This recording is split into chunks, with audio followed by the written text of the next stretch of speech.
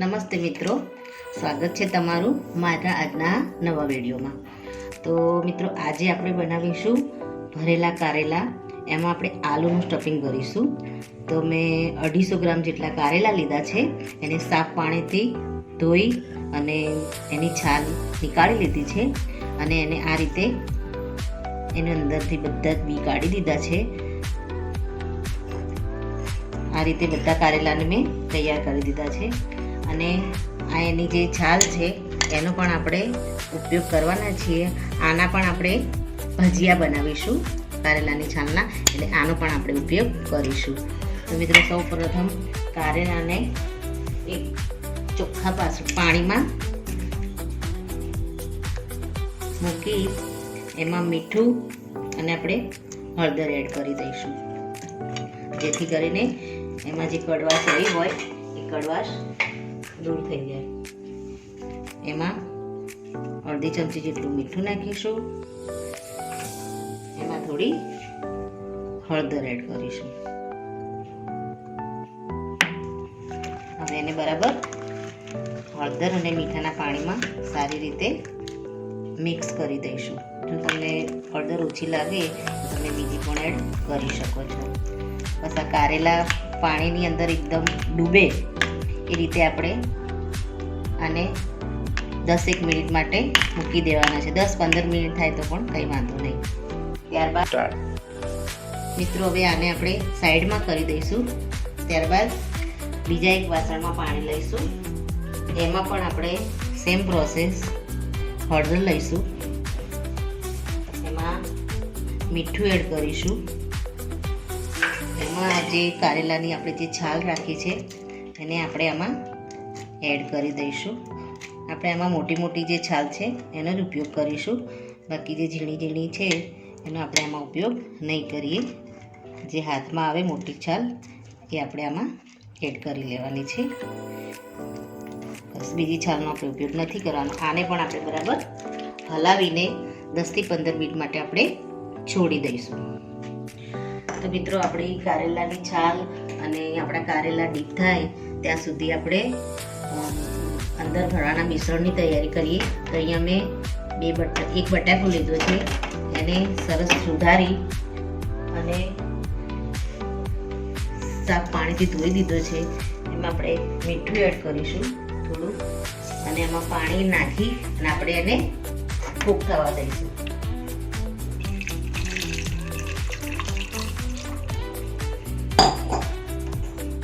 હવે આ બટાકાને આપણે ગેસ ઉપર બફાવા દઈશું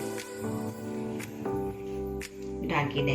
તો આપણા બટેકા જે છે એ બફાય ત્યાં સુધી આપણે જે કારેલાની છાલ છે એના આપણે જે ભજીયા બનાવીએ છીએ એને આપણે એનો લોટ તૈયાર કરી દઈશું. તો અહીંયા મેં 1 ચમચા જેટલી સોજી લીધી છે. એમાં હું 2 ચમચા ચણાનો લોટ એડ કરીશ.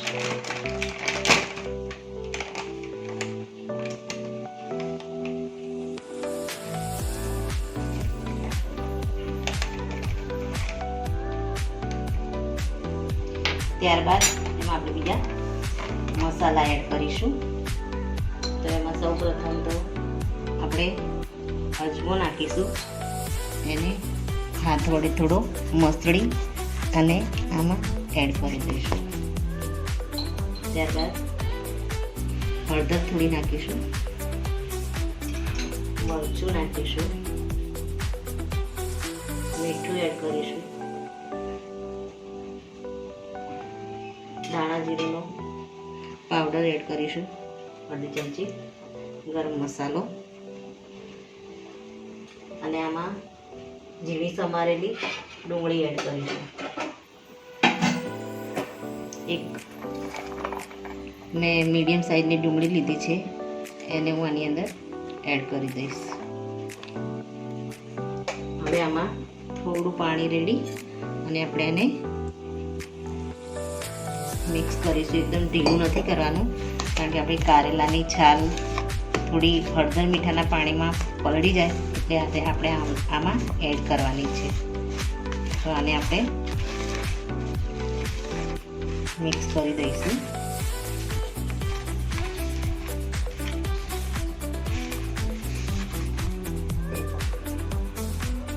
જરૂર પૂરતું આપણે આમાં પાણી રેડીશું.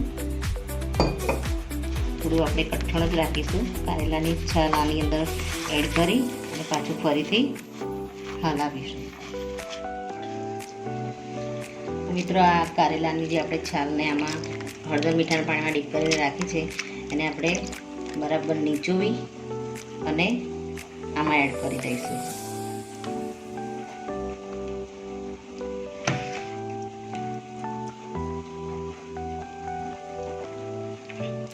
ત્યારબાદ ફરી આને હલાવી દઈશું.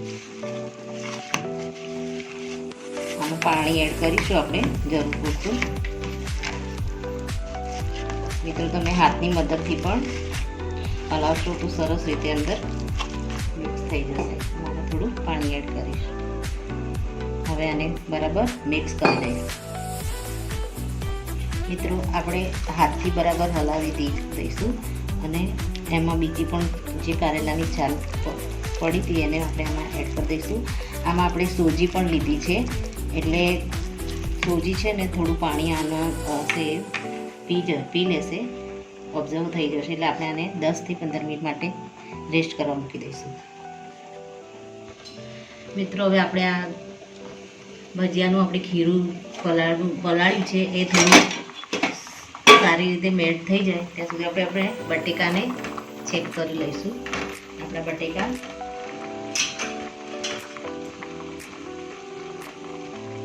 આપણા સરસ થઈ ગયા છે.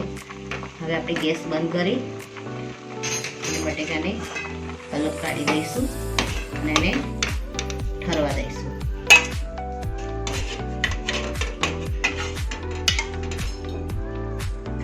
મિત્રો, આને થોડું ઠંડુ પાણી એડ કરી દઈશું જેથી કરીને જલ્દી બટેકા ઠંડા થઈ જાય.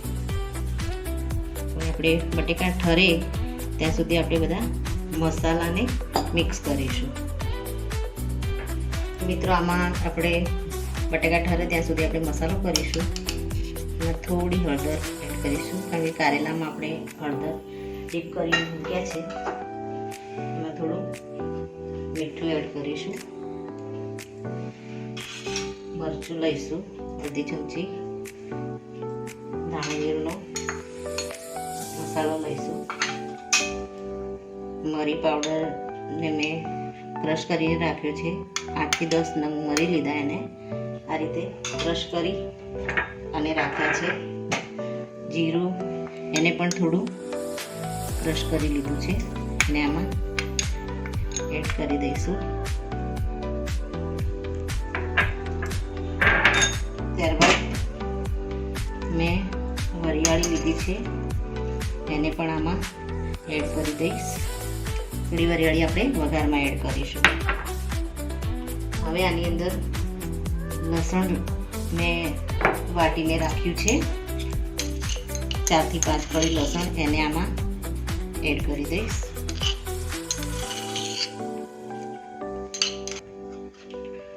મિત્રો, ત્યારબાદ આપણે આ લસણની પેસ્ટ એડ કરી દીધી છે. હવે આમાં આદુની પેસ્ટ એડ કરીશ. મેં આદુ મીડિયમ સાઈઝનું લઈ અને આમાં વાટીને રાખ્યું હતું. હવે એમાં થોડી કોથમીર એડ કરી દઈશ.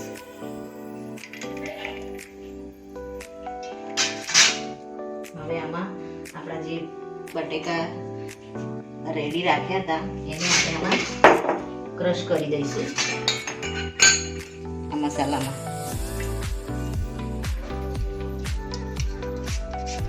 આવી રીતે છીણીને લઈ લઈશું.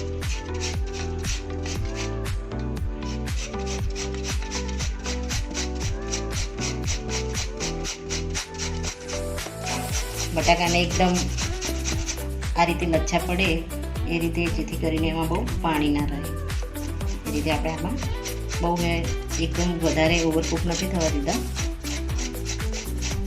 અંદરથી સહેજ કાઠું જ છે બટાકું એટલે સરસ રીતે આ રીતે એના લચ્છા નીકળશે. મિત્રો, આપણા બટાકા આની અંદર મેં છીણી લીધા છે. 2 નંગ બટેકા. એક બટેકાનો 2 ટુકડા કરી અને આમાં હવે થોડો 1 ચમચી જેટલો હું ગોળ એડ કરું છું. ત્યારબાદ લીંબુ છે એને આમાં એડ કરીશ. જેથી કરીને આપણા કારેલા ખાટા મીઠા અને ચટપટા બને.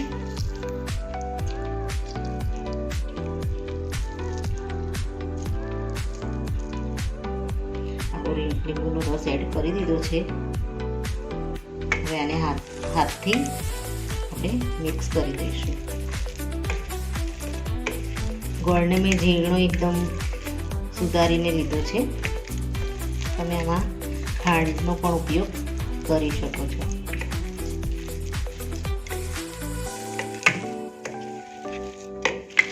હવે આપણું આ સ્ટફિંગ તૈયાર છે. અને એકવાર થોડું ટેસ્ટ કરી લઈશું, જેથી કરીને મસાલા બધા અંદર બરાબર છે કે નહીં. જો જરૂર લાગશે તો આપણે બીજા મસાલાને એડ કરીશું. હા મિત્રો, મસાલા એકદમ કમ્પ્લીટ છે, બરાબર કશું એડ કરવાની જરૂર નથી.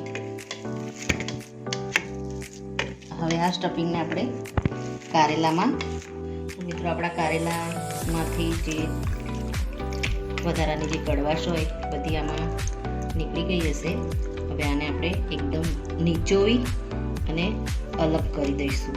આમાંથી બધું પાણી આ રીતે દબાવીને કાઢી દઈશું, જેથી કરીને એમાં કડવાશ રહી ના જાય. આ રીતે બધા કારેલાને આપણે એકદમ બહાર લઈને બધું પાણી એમાંથી કાઢી દેવાનું છે, જેથી કરીને આપણે સ્ટફિંગ ભરીએ તો એમાં પાણીનો ભાગ ઓછો રહે.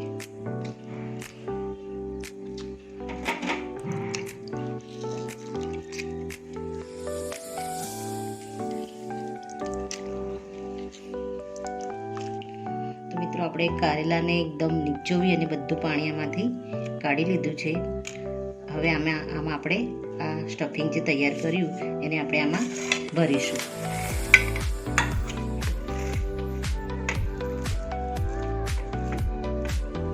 બધું જ આપણે આને એકદમ ફૂલ રીતે ભરી નાખવાનું છે બંને સાઈડથી.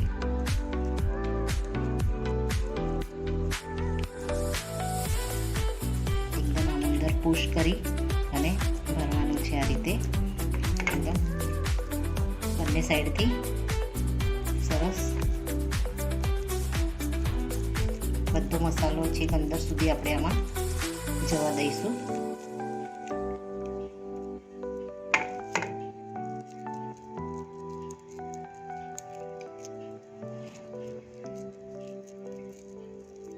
આ રીતે બધા કારેલાને આપણે ભરી દઈશું.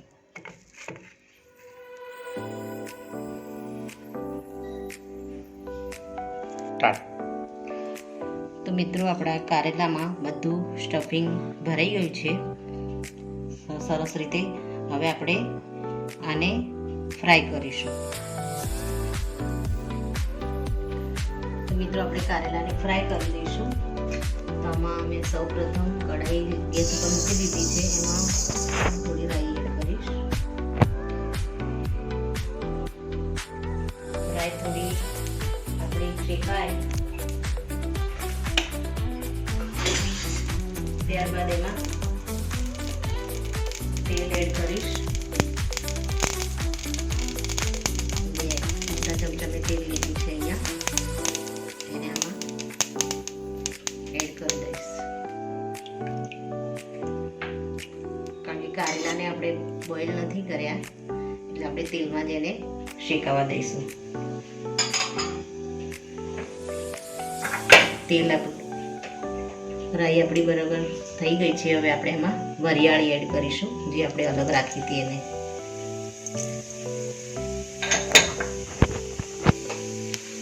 ત્યારબાદ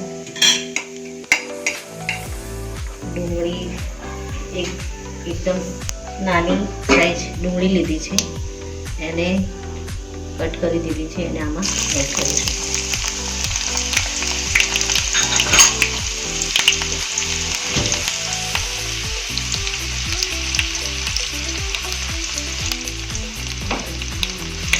ડુંગળી આપણી શેકાય એટલે આમાં થોડું લીમડાના પાન એડ કરીશું.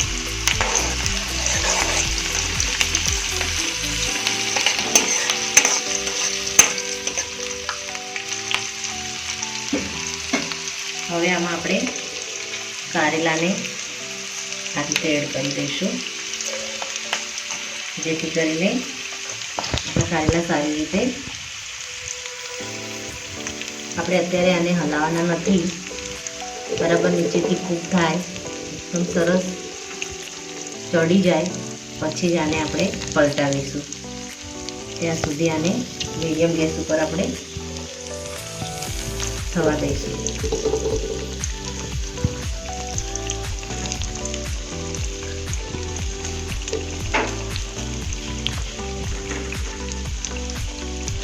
આપણે આને ઢાંકીને કૂક થવા દઈશું.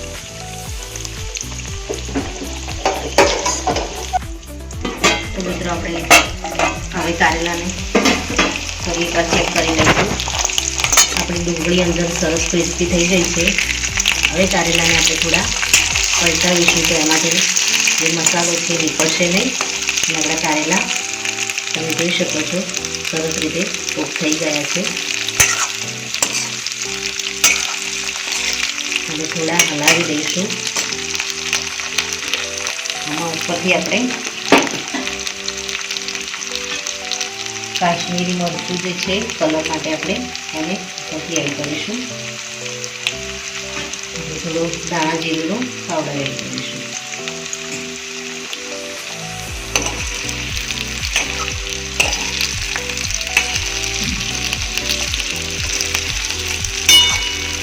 તો મસાલો એકદમ સરસ રીતે આમાં કૂક થઈ ગયો છે અને કારેલા પણ સરસ રીતે કૂક થઈ ગયા છે. હવે આપણે કારેલાના ભજીયા અને કારેલાને આપણે સર્વિંગ પ્લેટમાં આપણે સર્વ કરી દઈશું. ગેસને આપણે બંધ કરી દઈશું.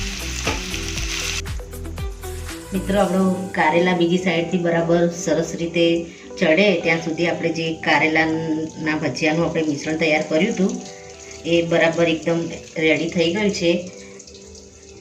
આપણે કઢાઈમાં તેલ વાસણમાં મૂકી અને આપણે આને હવે ડીપ ફ્રાય કરી દઈશું.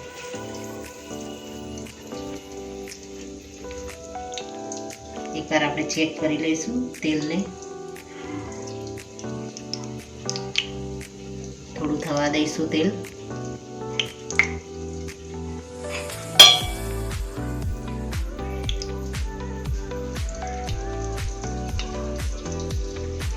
તેલ હવે રેડી થઈ ગયું છે. હવે આમાં આપણે કારેલાની જે છાલના ભજીયાનું મિશ્રણ તૈયાર કર્યું અને આપણે આમાં એડ કરી અને ભજીયા ઉતારવાની શરૂઆત કરીશું. મિત્રો, આ કારેલાની છાલ કડવી તો હોય છે પણ એના ગુણ વધારે હોય છે. આમ તો બાળકો કારેલા નથી ખાતા, એટલે જો આ રીતે એને ભજીયાના ફોર્મમાં તમે કરીને આપો તો તેલમાં એ ફ્રાય થઈ જાય છે, તો એની કડવાશ એકદમ બિલકુલ રહેતી નથી.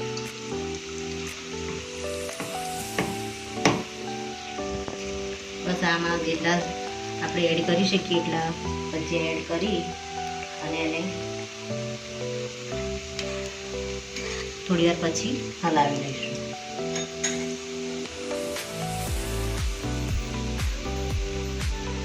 તેલ આપણું વધારે થઈ જાય તો ગેસ આપણે મીડિયમ કરી દઈશું. હવે આને આપણે પલટાવી દઈશું. આપણે આમાં સોજીનો ઉપયોગ કર્યો છે, તો આપણા જે આ કારેલાના જે ભજીયા છે એને એકદમ ઉપરથી ક્રિસ્પી કરી નાખશે.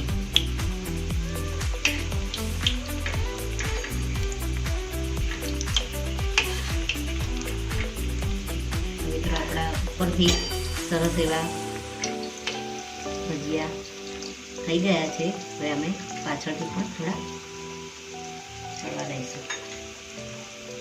તો મિત્રો, આપણા કારેલાના જે ભજીયા છે એકદમ સરસ રીતે બંને બાજુથી ફ્રાય થઈ ગયા છે. હવે આને આપણે એક પ્લેટમાં લઈ લઈશું. મિત્રો, આપણા એક કારેલાના જે ભજીયા છે એને આપણે બીજી વખત ઉતારી લીધા છે. એને બરાબર આપણે તેલ નિતારી અને સર્વિંગ પ્લેટમાં આપણે સર્વ કરી દઈશું. આ કારેલાને તમે ચાના નાસ્તા સાથે પણ લઈ શકો છો.